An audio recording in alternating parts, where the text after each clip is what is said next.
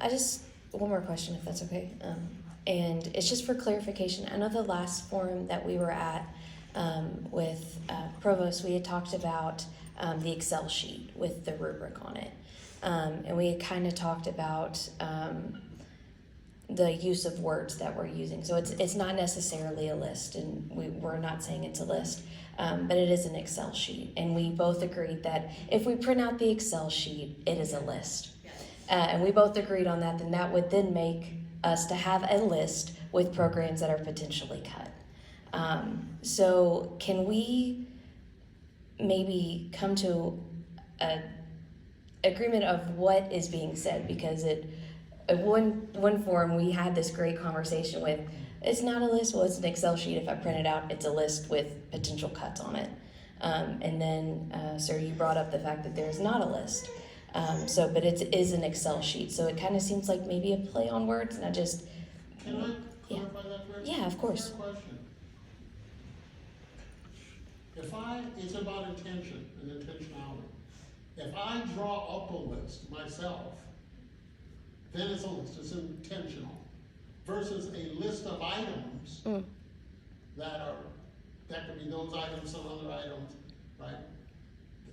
Based on one sort of measure. So what I was trying to say, let me say it differently. What I was trying to say is I can speak for myself. I have no predetermined list of anything. Okay. And as I was saying to her up there are some programs that are in the red, if you will, that I think we have to keep because of who we are. Right. Right? So somebody would say they're on the list. Well, no, they're not. But I think it's fair to say there are programs in the rubric that are in the red category, what we call it, needs. Yeah, needs reexamination. So, and that's all, I guess that's all it is. Okay. A list to me sounds, a list of programs that are set for discontinuation. Sounds like a predetermined list. When I say a list, I put it down because I determine what goes on the list. This is just a factual sheet that is acontextual. At the last forum, we did have this great conversation where what you were talking about and what I was talking about was we came to an agreement. So if you download that Excel sheet, you have composite scores. Right. And that's what was used to, I think, sort of worry people that somehow all these programs We're at are risk. potentially going to be discontinued. And what Dr. Hamilton and others have said is that should be a starting point to ask questions about each of those programs. And there should be questions asked of other programs that don't have low composite scores either. That's what I've told deans as well.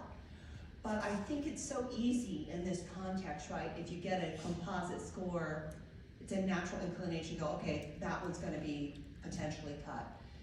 And we're really trying to move away. That should lead us to ask really difficult questions. Why is the composite score low? And there could be very good reasons why they're low, and appropriate reasons. So they're not at risk. And there may be programs that are at risk, but could be modified and actually improve. And then there are some that really we need to consider whether we need to take other action. But we did come to that agreement.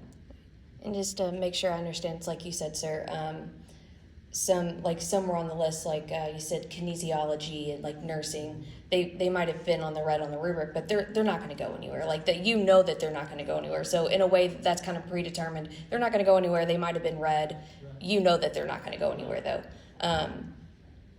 That's kind of predetermined. You know that that's not going to go anywhere. But then there's others on the list that there's a discussion about. On that list, but there's not a predetermined list outside of the ones that are in red that you know that aren't going to go anywhere, like kinesiology, nursing, and stuff like that, correct? But even to Debbie's point, she's saying there are some programs that may be in the green that may really warrant discussion. I worry a little bit about, I know we need a composite score, and to Andrew's point, it becomes a jumping off point, I guess. But I just worry about us boiling all of this down to one composite score and one number. Just for the reasons I gave. There's context have to consider. Now,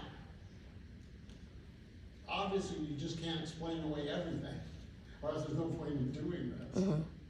But we want to make sure, to the best of our ability, that what we are doing is consistent with our values and mission, is consistent with a body of evidence. I like to say it's a directional analysis. If, you know, if 4 or 5 indicators are pointing that way, it's probably going that way.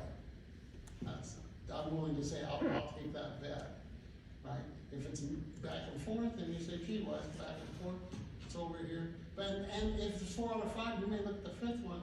The other 4 could actually be wrong, for all you know. So it's not, I just want to get away from this idea that it's a single measure, a list of programs. We're just trying to say that we need a metric to make some sense, to Debbie's point. To have a conversation to say, you know, what fits, what really, strategically, what fits. And in some cases, a metric could go down because a faculty member gets a Fulbright, and they're gone, and they teach the big course, and all of a sudden student credit hours go down, and they're gone for 2 years. Right? I mean, so that's the kind of thing we're going to pay attention to. And I'll end with my comments on it. That'd be a great way to say that. I appreciate the conversation today. I thought it was mature and thoughtful. The questions were great. This is, to me, what we should be doing. We're all citizens of this university. You know, but again, try to explain our best, as best we can, what we're trying to accomplish. And how we're trying to accomplish it. You may or may not agree with either how we're doing it or what the final product is. But I hope you've now come to the conclusion that it's not capricious, that it's not motivated, that it's not unthoughtful, government, but that we're trying our best to make sure that the university is on solid footing today and 10 years from now. There's a reason all these schools around the country of very different ilks are doing this, because we all see what's coming. And if you're not prepared for it, you're going to be in a world of hurt. And we're trying to prevent getting there. Right? So I really want to thank you, and thank you all for coming out. And if those are folks online, thank you for watching.